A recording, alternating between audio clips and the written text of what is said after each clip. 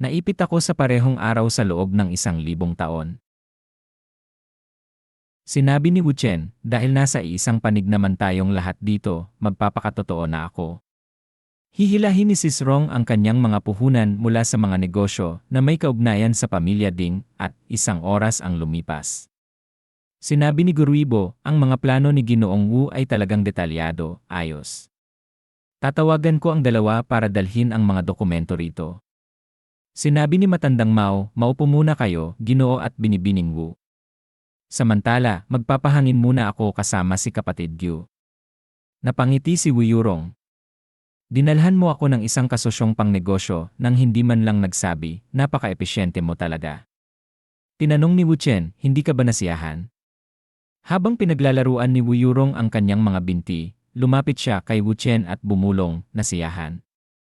Sobrang nasiyahan. Paano mo gusto kong pasalamatan kita, aking munting asawa? Enan? Sumagot si Wu Chen, ano ba ang sinasabi mo? Bahagi lang ito ng aking plano. Nagkataon lang na mas alam mo ako sa panahong ito.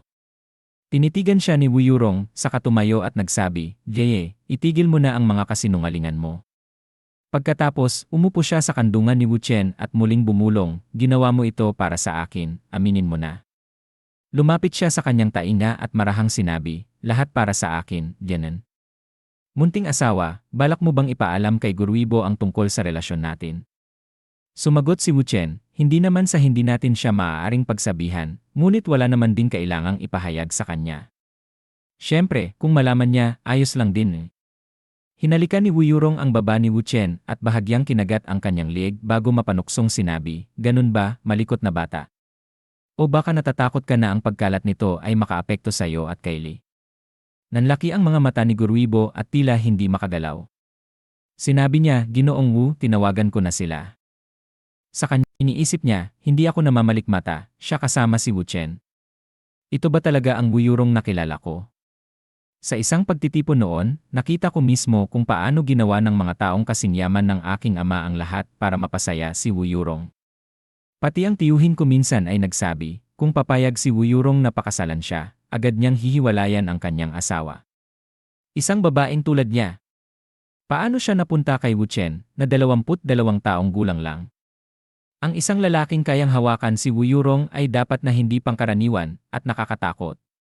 Ngayon, naiintindihan ko na ang sinabi ni Tai. Pagkatapos, sinabi ni Guruibo, Ginoong Wu, Binibining Wu, napakadami na nating napag-usapan na halos nakalimutan na natin ang ating pagkain. Gutom na ba kayo? Tatawagin ko ang tagapaglingkod para dalhin ang mga menu. Tumunog ang telepono ni Wu Chen, sinagot niya ito at inilagay sa speaker. Hello? Rubing? Ano nang meron? Sa isip ni Guruibo, ang kapatid ni Tai. Ang tunay na kasintahan ni Ginoong Wu. Pero ang kabit niya ay nasa tabi ko mismo. At bakit niya nilagay sa speaker?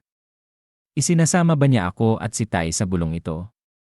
Kung sakali ngang mapag-usapan ito, ano ang sasabihin ko kung tanungin ako ni Ate Bing? Mula sa kabilang linya, sinabi ni Liruo Bing, busy ka pa ba? Hindi mo ba ako sasabihan kung anong ginagawa mo sa modu? Si Tai alam pero ako hindi. Sumagot si Wu Chen, busy ako. Mamaya na lang natin pag-usapan. Muling nagtanong si Liruo Bing, sa oras na ito ano bang pinagkakaabalahan mo? Babae. Biglang sumingit si Wu Yurong, si Binibining Li ba yan? Muling nagulat si Guruibo at naisip, ano na naman to? Nagpapahayag ba siya ng digmaan sa totoong kasintahan? Nagpatuloy si Liruo Bing, kasama mo si Wu Yurong. Pumunta siya sa modu kasama mo. Sumagot si Wu Yurong, Lene, ako ang tumawag sa kanya para sa isang seryosong negosyo. Gusto mo ba siyang makausap? Sa isip ni Guruibo, bakit dinadagdagan ni Ginoong Wu ang gulo? Hindi pa ba sapat ang kaguluhan na ito? Mas malala pa to kaysa sa mahuli mong nangangalunya ang sarili mo. Sa kabila ng inis, naisip ni Liruo Bing, sinabi niyang negosyo, seryosong negosyo. Ano pa ang magagawa ko? Siyempre, patatawarin ko siya. Pagkatapos, sinabi niya, sige, tapusin mo ang negosyo mo. Maghihintay ako. Tumugon si Wu Chen, ayos. Boss Gyu, mag-order ka na ng pagkain. Ipagpatuloy natin ang usapan habang kumakain. Agad na sumagot si Guruibo, okay. Habang papalayo, naisip ni Guruibo, nakakatawa. Hindi sila nag-away. Si Ate Bing, kaya niyang tiisin na may ibang babae ang kasintahan niya. O baka naman kahit si Ate Bing ay hindi kayang kontrolin si Ginoong Wu. Para mapamahalaan ang parehong Liruobing at Wuyurong ng sabay gaano ka ba talaga kalakas. Isang pambihirang lalaki sumuko na ako. Ipinakita ni Guruibo ang ilang dokumento at sinabi, Ginoong Wu, ito ang lahat ng impormasyong nakalap ko matapos ang maraming taong kompetisyon laban kay Ding Ruilong.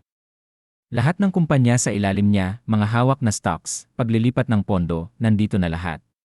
Sinabi ni Wu Chen, sa bahaging ito, unti-unting may magbebenta ng kanilang stocks at lalayo sa pamilya Ding. Gamitin ang mga ahente para bumili ng stocks ng isang partikular na kumpanya sa ilalim ng Ding family ng hiwa-hiwalay at palihim na makipag-ugnayan sa ilang maliliit na shareholders. Naisip ni Wuyurong, kapag umabot na sa isang tiyak na porsyento ang paghawak natin ng stocks, maaari na nating direktang sakupin ang kumpanya. Muling nag-isip si Guruibo, parang isang mabilisang pagnanakaw, kung sino ang mabilis, siya ang mananalo. Sa pinagsamang yaman ng pamilya ko, koneksyon ni Ginang Wu, at impormasyon ni Ginoong Wu, hindi natin maaaring palampasin ang kahit isa sa tatlong ito. Ngunit kung nasa atin ang lahat, imposibleng matalo. Ang pinaka-critical na punto ngayon ay ang porsyento ng stocks na makukuha natin mula sa kumpanyang pag-aari ng pamilya Ding. Sinabi ni Wu Chen, ngayong halos tapos na, pag-usapan natin ang distribusyon ng stock ratio sa pagitan ng ating mga kumpanya. Nagulat si Guruibo at napabulalas, alam ko na. Pagkatapos, sinabi niya, ganito ang iniisip ko. Ginoong Wu, una, kailangang itabi natin ang 5% ng kita. May mga taong gustong makihati. At kayo ni Ginang Wu, makakakuha kayo ng 60%. Wuyurong naisip, akala ko ibibigay lang sa akin ni Boss Gu ang 40%, hindi ko inaasahan. Wu Chen sinabi, kaya 35% lang ang mapupunta kay Boss Gu.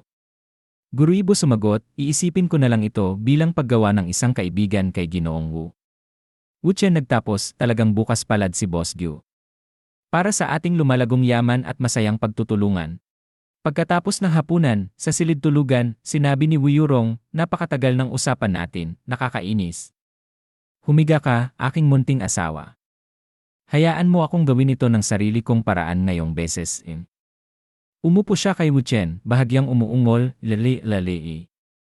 Ilang segundo ang lumipas, sinabi niya, kailangan kong maligo ulit di. Pinanood ni Wu Chen habang naglalakad siya palayo. Eksakto noong sandaling iyon, tumawag si Liruobing kay Wu Chen. Tapos ka na ba sa trabaho? Tanong niya habang patuloy na pinapanood ni Wu Chen si Wuyurong na lumalayo. Kakakatapos ko lang, sagot ni Wu Chen. Hindi ka pa nagpapahinga? Naghintay ka ba ng tawag ko? Napabuntong hininga si Liruobing. Nasa kumpanya pa rin ako, nag-o-overtime. Hindi na ako uwi ngayong gabi. Talagang nagtatrabaho ka ng ganyan kahirap, tanong ni Wu Chen. Pagod na pagod ako. Pwede mo na bang sabihin sa akin kung ano ang ginagawa mo sa Modu ngayon? Tanong ni Liruobing. Ipinaliwanag ni Wu Chen na inorganisa niya sina Wuyurong at Guruibo upang magtulungan sa pangangaso sa mga panlabas na ari-arian ng pamilya Ding. Sumagot si Liruobing, napakaswerte niya na makipagtulungan sa iyo, bibigyan mo siya ng bilyon-bilyong kita. Nagbiro si Wu Chen, wow, mahal kong binibining Li, hindi ka naman madalas magselos ng ganito. Habang bumalik si Wuyurong sa kama at sinimulang haplusin si Wu Chen habang kausap pa rin niya si Liruobing, naisip ni Liruobing, nasa tabi niya si Wuyurong, hindi ko siya hahayaang manalo. Hindi ako nagsiselos, sagot ni Liruobing. Sinusubukan mo ba akong inisin? Pagbalik mo sa Donghae, maghanda ka kung paano kita tratuhin. Tratuhin? Kagaya ng huling beses, sagot ni Wu Chen na nakangiti. Ngayon inaabangan ko na yan. Walang hiya, pabulong na sabi ni Liruobing. Balik tayo sa seryosong usapan, patuloy niya, tumawag si Ding Ruilong kaninang hapon, sinabing pupunta siya sa Donghae upang personal na humingi ng tawad. May binanggit ba siyang oras? Tanong ni Wu Chen. Wala, sagot niya. CJ. Babalik ako sa Donghae sa loob ng 2 araw, desisyon ni Wu Chen. Okay, magpahinga ka na. Babalik na ako sa trabaho, sabi ni Liruobing bago ibinaba ang tawag. Ngayon, hinaplos ni Wuyurong ang balat ni Wu Chen at tinanong, pupunta si Ding Ruilong sa Donghae. Ano ang balak mong gawin? Isang bagay na kawili-wili, sagot ni Wu Chen. At paano ka naman tratuhin ni Liruobing? Isang bagay din kawili-wili, tanong ni Wu Yurong. Isang bagay din kawili-wili, sagot ni Wu Chen. Pagkatapos, bumulong si Wu Yurong, munting asawa, gusto ko rin ng kawili-wiling bagay na yon, habang ipinagpatuloy ang kanyang paglalambing. Tinakpan siya ni Wu Chen ng kumot at sinabi, kung ganoon, kailangan mong maging handa. Ha? Ano ito eh? Nagulat si Wu Yurong ngunit agad niyang naramdaman ang kakaibang pakiramdam sa pagitan ng kanyang mga hita. Kinabukasan, nagising si Wu Chen at nakita ang isang sulat sa unan, babalik na ako sa Donghai. Huwag mong kalimutang puntahan at tratuhin ako. Munting asawa, ikaw ang pinakamahusay, mga babae, natawang sabi ni Wu Chen. Ayos lang, sakto para hanapin si Hishaiking. Kinuha niya ang kanyang telepono at nagpadala ng mensahe kay Hishaiking, nandyan ka ba? Dumating ako sa Modu kahapon at libre ako ngayon. Mabilis siyang sinagot ni Hishaiking, nasaan si Ginoong Xingchen? Magkita tayo. Nasa Dongpo ako, sagot ni Wu Chen. Aba, anong ganda ng pagkakataon. Kami ni Xingxing nakatira rin sa Dongpo. Pwede ka bang pumunta sa bahay namin? Nasa bahay din si Xingxing, alok ni Hishaiking. Sige, sagot ni Wu Chen. Makalipas ang ilang sandali, sa isang tirahan malapit sa New Century Park, bumaba si Wu Chen mula sa kanyang Ferrari at napansin ang isang batang babae na naglalakad sa malapit. Enan? Kung tama ang natatandaan ko, si Xingxing iyon, naisip niya. Tinawag niya Xingxing. Sino ka? Kilala ba kita? Sagot ng batang babae na may pagtataka. Biglang sumigaw si Hishaiking, Xingxing. Huwag kang tumakbo, Xingxing. Lumapit si Xingxing kay Wu Chen at pabulong na sinabi, Lai. Pakiusap, tulungan mo ako. Biglang lumapit si Hishaiking at tinanong si Wu Chen, paumanhin, may nakita ka bang isang batang babae na ganito kataas? Anak ko siya, 14 na taong gulang. Tumakbo siya palabas kani-kanina lang Bahagyang luminawag ang lalamunan ni Wu Chen at napansin ni Hishaiking ang kanyang anak.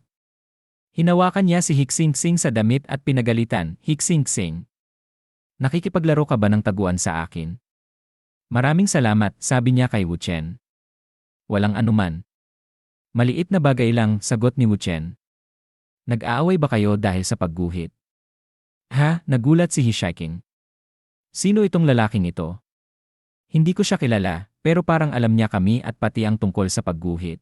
Ipinapadala mo sa akin ang mga guhit ni Xingxing nitong mga nakaraang araw, kasama na ang kanyang sariling larawan at ang isa mong sketch, paliwanag ni Wu Chen. Ikaw. Ikaw si Ginoong Xingchen, napagtanto ni Hishaiking. Magpakilala muna ako. Ako si Wu Chen, umiti siyang sabi. Ikinagagalak kitang makilala, Ginoong Wu. Ako si Hishaiking at ito ang anak kong si Xingxing. Xingxing, ito ang guro na kinukwento ko sa'yo. Batiin mo siya, sabi ni Hishaiking. Bumulong si Xingxing sa sarili, ang galing. Kanina lang nag-aaway kami tungkol sa guro sa pagguhit na ito, tapos ngayon hindi na ako makakatakas. Nakakainis. Pasensya ka na sa ugali niya, Ginoong Wu, paumanhin ni Hishaiking. Tuloy tayo sa taas. Malapit na ang tanghalian. Sasabay ka ba sa amin? Pwede nating ipagpatuloy ang pag-uusap pagkatapos. Sige, sang-ayon ni Wu Chen. Maupo ka muna, Ginoo Wu. Pwede kang umupo o tingnan ang paligid. Nasa banda roon ang gallery. Pupunta muna ako sa kusina, sabi ni Hishaiking bago siya nagtungo upang maghanda ng pagkain. Habang tinitingnan ni Wu Chen ang mga guhit ni Xingxing, mabilis nitong isinara ang pinto ng kanyang silid, kasabay ng isang tusong ngiti sa kanyang labi. Biglang sumigaw si Xingxing ng pabulong, Aray. Ginoo, bakit mo ako sinaktan? Aray. Ang sakit. Tahimik lang siyang tiningnan ni Wu Chen, hindi nagbabago ang kanyang ekspresyon. Guro, tingin mo ba nakakatawa ito? Patuloy na pang-aasar ni Xingxing. Napaisip si Wu Chen, sige, ipagpatuloy mo lang ang ginagawa mo. Si Xingxing naman ay nag-isip, bakit hindi siya natatakot? Hindi ba niya nararamdaman ang panganib dito? Ang nakakainis. Kung mapipilitan ako, ilalabas ko ang matinding alas ko. Bigla siyang umungol ng peke, Guro. Huwag kasabay ng dahan-dahang pagtanggal ng kanyang jacket. Napangiti lang si Wu Chen, natutuwa sa kanyang ginagawa. Guro, hindi ka man lang natatakot, tanong ni Hixingsing. Bakit ako matatakot? Tugon ni Wuchen nang walang bakas ng kaba. Napaka-istrikto mo talaga. Akala mo ba hindi ko tatawagin ang nanay ko? Banta ni Hixingsing. Akala mo ba maniniwala ang nanay mo na ang isang guro na ngayon lang kita nakita ay bigla na lang mananakit at mambabasto sa'yo? Sagot ni Wuchen ng kalmado. Sinaktan mo ako dahil hindi kita iginalang. Tungkol naman sa iba pang bagay. Hindi natapos ni Hixingsing ang sasabihin nang marinig niya ang sigaw ng ilang kabataang lalaki. Singsin, hintayin mo ako. Hello, Singsin. Ang ganda mo ngayon. Singsin, pakiusap, tanggapin mo ito, isang sulat ang inabot ng isa sa kanila. Napangisi si Hixingsing. Wala ni isang lalaki sa klase na hindi nababaliw sa akin. Nababasa ko sila na parang bukas na aklat. Sa hitsura ko, wala akong katapat. Pagkatapos, iniangat niya ang kanyang tingin kay Wuchen. Guro, lalaki ka rin. Yene, hindi ako naniniwalang iba ka sa kanila. At sa ganitong mga sitwasyon, walang ina ang hindi papanig sa kanyang anak na babae. Isa ka lang tagalabas. Wala kang laban. Umalis ka na, magbitiw ka bilang guro ko, at pakakawalan kita. Hindi ako alis, matigas na sagot ni Wuchen. Ako si Wuchen, hindi ako yumuyuko sa mga banta. Sige, maghintay ka lang, bulyaw ni Hixingsing bago kinuha ang kanyang telepono. Nanay I. Biglang sumagot si Hishiking, bakit, Singsin? Nanlumo si Hixingsing. Yes eh. Tahimik na mangumiti si Wuchen habang pinapakita ang kanyang telepono. Recording. Namutla si Hixingsing nang makita niyang patuloy pa ring gumagalaw ang oras sa screen ng telepono ni Wuchen. Ibig sabihin, nire-record niya ang lahat mula kanina. Sumilip si Hishiking sa silid. Singsin, bakit mo ako tinawagan? Nilunok ni Hixingsing ang kaba. Gusto ko lang sabihin gusto kong kumain ng ribs sa tanghalian, mama. Natawa si Hishiking. Yun lang pala. Len, gutom na kami, sagot ni Hixingsing. Sige, magluluto na ako. Makinig ka sa guro mo, ha? Bili ni Hishiking bago siya umalis. Huminga ng malalim si Hixingsing. Hindi ba nakakahiya para sa isang guro na i-record ang estudyante niya? Tumaas ang kilay ni Wuchen. Talaga? Mas nakakahiya kung isang estudyante ang magbabalak mag-frame up sa kanyang guro. Paano mo nalaman na maghahanda ka dapat ng ganito? Tanong niya, nag-aalalang tumitig kay Wuchen. Lagi akong nag-iingat sa mga sikat na babaeng pinapangarap ng buong klase, sagot nito nang walang pakialam. Ikaw, hindi na tuloy ni Hixingsing ang sasabihin nang putulin siya ni Wuchen. Little girl, huwag mo akong subukang guluhin ulit. Kung gawin mo pa ulit ito, ipapakita ko ang recording sa nanay mo at malalaman niyang sinungaling ka at mahilig manira ng ibang tao. Sigurado akong alam mo kung gaano kabigat ang parusa niya. Napangiwi si Hixingsing, galit nang umiti ng pilit. Hayop ka! Hanggat nasa iyo ang recording na yan, hindi mo ako bibitawan. Kailangan kong makahanap ng paraan para burahin yan. Sige, gets ko na, Anya, pilit na nagpapakumbaba. Guro, hindi ko na ulitin. Sumasakit ang tiyan ko. Kailangan kong pumunta sa banyo, guro. Sige, sagot ni Wuchen. Ilang sandali ang lumipas, sa loob ng banyo, mabilis na tinawagan ni Hixingsing ang isang numero. Hello? Shanshan. Ha? Sino? Sino ang nangahas na mambuli kay Hixingsing? Sagot ni Ate Shanshan. Huwag kang matakot, Singsin. Ang problema mo ay problema ko rin. Sabihin mo kay Kuya Ki agad, magpapadala kami ng 100 tao para turuan ng leksyon ang lalaking yan. Pinangarap ni Hixingsing ang eksenang binubugbog si Wuchen. Guro, tingnan natin kung hanggang kailan ka makakangiti. Biglang lumitaw ang boses ni Hishiking. Sin! Ha? Gulat niyang sagot. Sabi ko sa'yo, makinig ka sa guro mo. Bakit ka naman nagtatago sa banyo? Hindi na ubra ang palusot mong yan, sita ng kanyang ina. Mama, totoo. Kailangan ko lang talagang gumamit ng banyo, palusot ni Hixingsing. Wala akong pakialam. Dahil may oras pa bago ang tanghalian, matuto ka muna ng pagguhit mula sa guro mo, utos ni Hishiking. Walang nagawa si Hixingsing kundi bumalik sa silid. Guro, magsimula na tayo. Sige, sagot ni Wuchen. Ang stroke na ito ay dapat iguhit ng ganito. Hindi bale, ipapakita ko muna na parang mabait akong estudyante. Kapag natuloy ang plano ni Ate Shanshan hehehe. Napangiti ng tuso si Hixingsing, tinatago ang masama niyang balak. Makalipas ang kalahating oras. Tapos na ang hapunan, Guru Wu Xingxin, tawag ni Hishiking. Nanay, gusto kong lumabas mamaya para magpinta, at gusto kong turuan ako ni Guro kung paano magdrawing ng totoong tanawin. Pwede ba, nanay? Tanong ni Hixingsing. Saglit na natigilan si Hishiking bago lumingon kay Wu Chen. Guru Wu Okay lang, sagot ni Wu Chen. Yehe, sabi ni Hixingsing na may ngiting tagumpay. Lumabas sila at mayabang niyang sinabi, ayan, Guro. Ngunit tumingin si Wu Chen sa kanya at sinabing, Xingxin, halika sa sports venue na to, pero duda akong narito ka para sa isang tunay na pag-aaral ng sining, hindi ba? Sa sandaling iyon, tumambad sa kanila si Sister Shanshan at ang kanyang grupo, nakatitig kay Wu Chen na tila may masamang balak.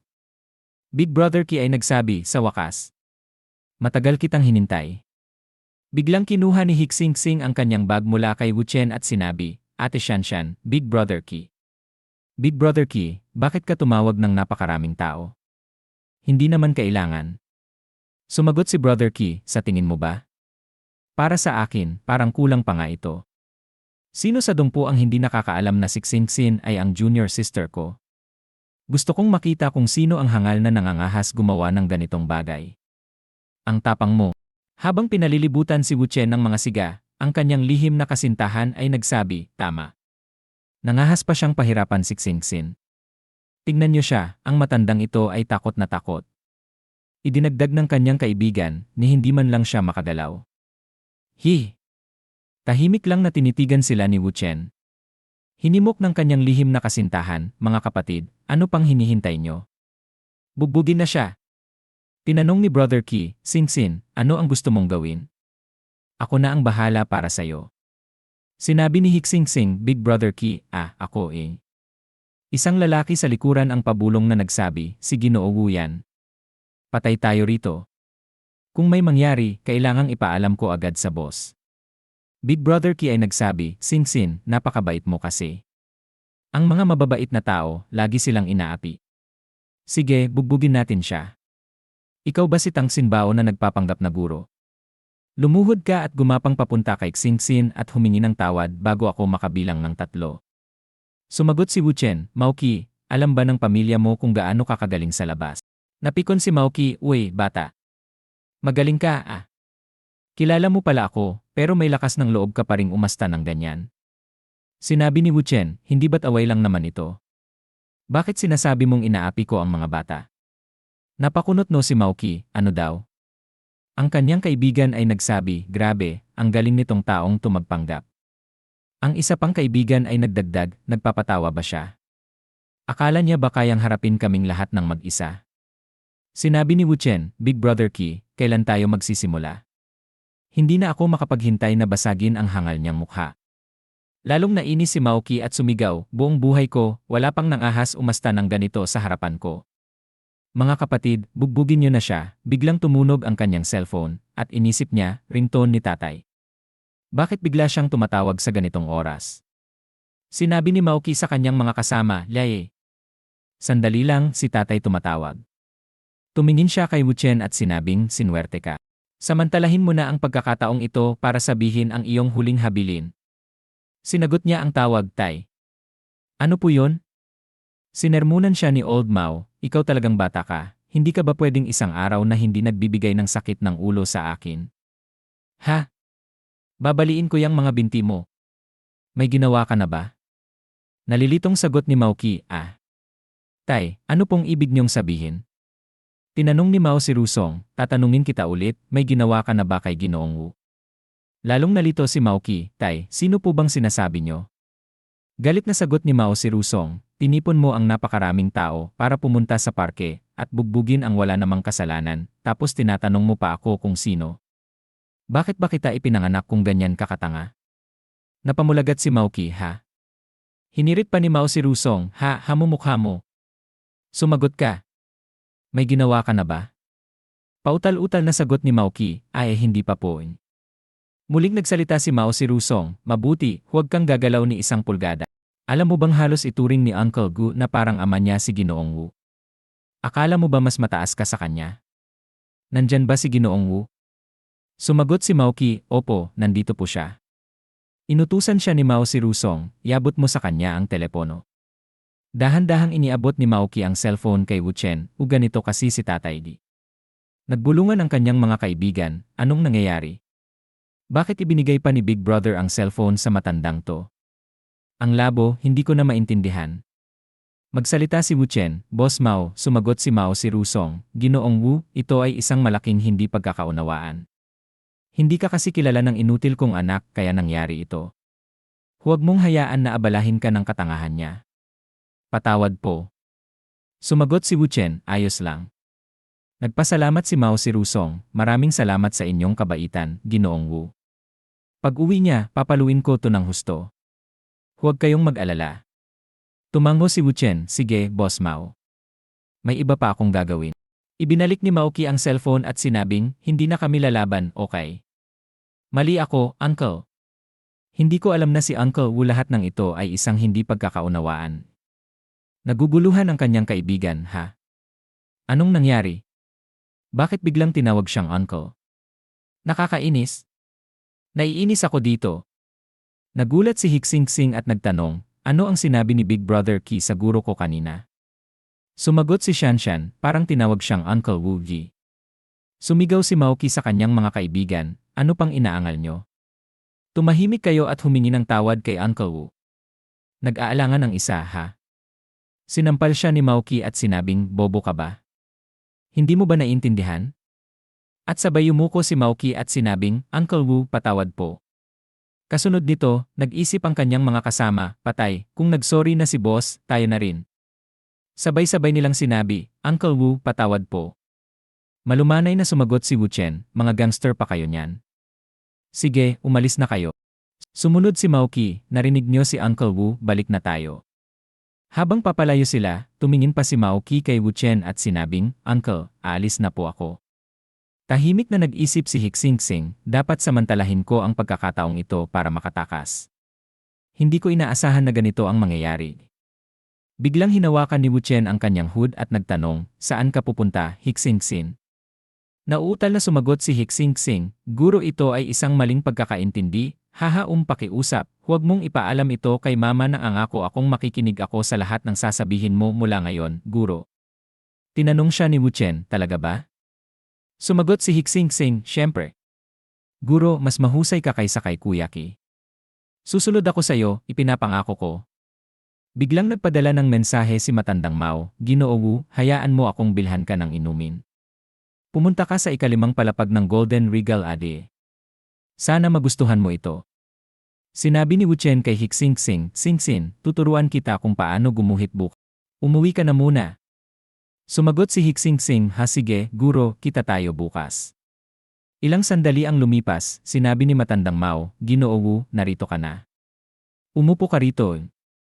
Tinanong ni Wu Chen, Boss Gyu, Boss Mao, anong ginagawa niyo rito? Habang nakangiti sila kay Wu Chen, lumingon palayo si Maoki. Biglang sinampal ng malakas ni matandang Mao ang kanyang anak at sinabi, gusto kong ipaliwanag ang bagay na ito kay Ginoo Wu. Ako, si Mao Rusong, ay hindi lalabag sa mga panuntunan ng mundo dahil lang sa walang kwenta kong anak. Kaya inimbitahan ko si kapatid Xiao Gu bilang saksi. Sumagot si Wu Chen, Boss Mao, huwag nang isipin ang tungkol sa mga bagay ng mga bata. Inabot ni matandang Mao ang isang e-card mula sa Ilya Hotel at sinabi, Ginoo, napakabait mo. Maraming salamat sa hindi mo pagpaparusa sa aking anak. Magpahinga muna tayo at mag-relax. Pumunta si Wu Chen sa kanyang silid at naisip, pero talagang medyo inaantok ako. Biglang nakita niya ang isang seksing babae sa kanyang kama at sinabi, Ginin. May tao. Hindi ba ito dapat nakalaan para kay Ding Ruilong? Zhuang Xiaodi. Talagang interesante ito, Boss Mao. Biglang nagsalita si Zhuang Xiaodi, Wu. Ginoo Wu. Naisip niya, ito ba si Ginoo Wu? Ang bata at gwapo niyan. Sinabi ni Zhuang Xiaodi, Ginoo Wu, mukhang pagod ka. Hayaan mong tulungan kitang maghubad kung gusto mong maligo, nariyan lang ang banyo. Sumagot si Wu Chen, sige. Ilang sandali ang lumipas, habang nasa mainit na bathtub, tinanong ni Zhuang Xiaodi, komportable ba ang temperatura ng tubig, Ginoo Wu? Sumagot si Wu Chen, sa tingin ko. Ipinakita ni Zhuang Xiaodi ang kanyang hubad na balat at sinabi, "Kaya papasok ako at tutulungan kitang kuskusin ang iyong likod." Tinanong siya ni Wu Chen, "Ikaw ba si Xiaodi?" Sumagot si Zhuang Xiaodi, "Ginoo, alam mo ang pangalan ko." Sinabi ni Wu Chen, "Hindi ko lang alam ang pangalan mo, alam ko rin ang nararamdaman mo nang makita mo." Sumagot si Zhuang Xiaodi, "Ha?" Sinabi ni Wu Chen, "Hindi ka ba medyo natuwa? Dahil hindi ako matabang matandang lalaking nasa edad 40 o 50 gaya ng inaakala mo. Alam ko rin na wala ka pang naging kasintahan mula noong nag-aaral ka at nagtatrabaho ng husto. Dahil wala kang karanasan, paano mo ako paglilingkuran mamaya?" Naisip ni Zhuang Xiaodi, may utang ang aking mga magulang na higit sa 5,700,000 yuan, kaya tuwing dumarating ang mga nagpapautang, laging balisa sila, minsan ay nagwawala pa. Kaya kinailangan kong magtrabaho ng 3 trabaho araw-araw kapag wala akong pasok. Nagtatrabaho siya sa isang hotel at nagbebenta ng mga accessories sa malamig na labas. Iniisip, nakipon din ako ng 2 hanggang 300,000 yuan sa loob ng ilang taon pero nang hindi ko nalalaman. Umutang ulit ang aking mga magulang sa mga loan shark upang bayaran ang kanilang utang. Dahil sa patong-patong na interes, umabot ito ng higit sa 8 milyong yuan. Kahit anong gawin ko, hindi ko na ito kayang bayaran, kahit ibenta ko pa ang dugo, bato, o mga mata ko. Sinabi sa kanya ni Boss Mao, "Binabantayan na kita ng matagal," binibining Zhuang. "Gusto kong tulungan mo akong pagsilbihan ang isang malaking tao. Basta't mapaligaya mo siya, tutulungan kitang bayaran ang lahat ng utang ng iyong pamilya. Interesado ka ba?" Naisip ni Zhuang Xiaodi, "Pinangako ko na kay Boss Mao na matutulog lang ako sa mga matabang i. Ang katotohanang hindi mataba si Ginoo Wu ay panalo na para sa akin. Ngayon na kinu-question niya ang kakayahan ko, at may utos si Boss Mao na kailangang tuparin, kailangan kong ibigay ang lahat ng makakaya ko. Hindi ako susuko." Sinabi ni Zhuang Xiaodi, "Ginoo Wu, wala akong karanasan sa bagay na ito, pero nag-aral ako tungkol dito." Naisip ni Wu Chen, "Nagbibiro lang ako, hindi ko inaasahang seseryosohin niya ito." Tinanong ni Zhuang Xiaodi, "Ginoo Wu, maaari ko bang patayin ang..." Sumagot si Wu Chen, "Ikaw ang masusunod, susunod ako sa kahit anong gawin mo." Bigla siyang pumasok sa kama. Tumingin si Wu Chen sa kisem habang may nararamdaman siyang kung anong gumagalaw sa kanyang alaga at inisip, "Gelen, ang pakiramdam na ito interesante." "Zhuang Xiaodi, talagang nag-aral ka?" Kinabukasan, habang naghahanda ng umalis si Wu Chen, tinanong siya ni Zhuang Xiaodi, "Ginoo Wu, aalis ka na ba?" Sumagot si Wu Chen, "Huwag mo na akong tawagin kayo mula ngayon, hindi iyon masyadong malambing." Sinabi ni Wu Chen, "Hindi ka ba napagod kagabi? Magpahinga ka ng mabuti. Babalikan kita pagkatapos kong matapos ang mga dapat kong gawin." Naisip ni Zhuang Xiaodi, hindi ko inaasahan na magiging ganito siya kabait. Sa isa pang tagpo sa Starbucks Coffee, sinabi ni He Shaking, "Guru Wu, bakit hindi ka pumunta sa bahay ngayon? Naghihintay pa rin sa'yo si Xin para sa klase niya sa bahay." "Sa totoo lang, gusto ko lang sanang makausap si Ginoo Wu kahap. Nauunawaan ko na wala kang oras para madalas pumunta sa Magic City. Iniisip ko ito, sa bakasyon ng tag-init, pupunta tayo sa Donghai, magrerenta ng bahay para maturuan mo siya, at babalik kapag nagsimula na ang klase." Sumagot si Wu Chen, "Pupunta sa Donghai, hindi ka ba natatakot na malaman ni Ding Ruilong na umalis ka ng Magic City kasama ang anak mo nang walang pahintulot?" Tinitigan siya ni He Shaiking ng seryoso. Naisip niya, sa loob ng maraming taon, walang nakakaalam kung ano ang pinagdaanan ko, at wala ring nakakaalam sa pangalang Ding Ruilong. Pero dahil binanggit niya si Ding Ruilong itong Guru Wu, hindi, si Wu Chen dumating siya para sa akin. Sa isang online na mundo na mas malawak pa kaysa sa dagat ng mga tao, ako mismo ang naghanap ng guro sa isang chat group, pero ang gurong ito ang kusang lumapit at paulit-ulit na nakiusap na kunin ko siya. Alam pala niya si Ding Ruilong at pati na rin ang relasyon ko rito. Ano man ang isipin ko, parang may nagmamanipula sa akin. Nakakatakot. Sinabi ni Wu Chen, "Hindi mo kailangang masyadong mag-alala, hindi iniintindi ni Ding Ruilong ang maraming bagay. Hanggat hindi mo dinadala si Xin sa ibang bansa, dapat ay ligtas ka kahit saan sa loob ng bansa." Tinanong ni He Shiking, "Sinusubukan mo ba akong lapitan?" Sumagot si Wu Chen, "Ano bang pinagsasabi mo? Kaya, paano naman si Dong Yuan Tao, pag-uusapan ba natin ito?" Naisip ni He Shiking, alam din ba niya ang pinakamalaking turning point ng buhay ko? Sinabi ni Wu Chen, "Pag-usapan natin ito sa ibang lugar." Naisip ni He Shaking, "Ano ito? Pupunta kami sa hotel." Kukuha ng kwarto para mag-usap. Pagdating sa hotel, tinanong sila ng receptionist, "Magandang araw, Ginoo. May reservation po ba kayo?" Sumagot si Wu Chen, "Wala." "May executive suite ba kayo?" Sinabi ng receptionist, "Sandali lang po, Ginoo." "Opo, mayroon po." "Ilang kwarto po ang gusto ninyo?" Sabi ni Wu Chen, "Isang kwarto lang." Tumugon ang receptionist, "Sige po, Ginoo. Maaari ko pong makita ang inyong Ma'am, pati po ang sa inyo." "Sir, ma'am, ang inyong kwarto ay nasa ika-16 na palapag. Naroon po ang elevator." Habang papasok sila sa elevator, nagtanong si He Shaking, "Ginoo Wu, bakit mo pinili ang lugar na ito?" Sumagot si Wu Chen, "Ligtas dito, ang privacy ay pinakamaganda at walang makakaistorbo sa'yo." Sinabi ni He Shaking, "Kayong mga lalaki, lagi na lang ba ganyan ang nasa isip niyo? Hindi ba kayo pwedeng maging normal?" Biglang hinawakan siya ni Wu Chen at sinabing, "Dai. Kapag nakapasok tayo sa kwarto, saka tayo mag-usap ng maayos." At dito na nagtatapos ang video natin ngayon. Maraming salamat sa panonood, sobrang na-appreciate ko kayo lahat. Kung nagustuhan nyo ang content, huwag kalimutang i-like at mag-subscribe para hindi nyo ma-miss ang susunod na mga videos. May gusto kayong sabihin o may tanong? Mag-comment lang sa baba, gusto kong marinig ang opinyon nyo. Hanggang sa susunod mga kagoto. Stay awesome, stay curious, at kita-kits sa next video.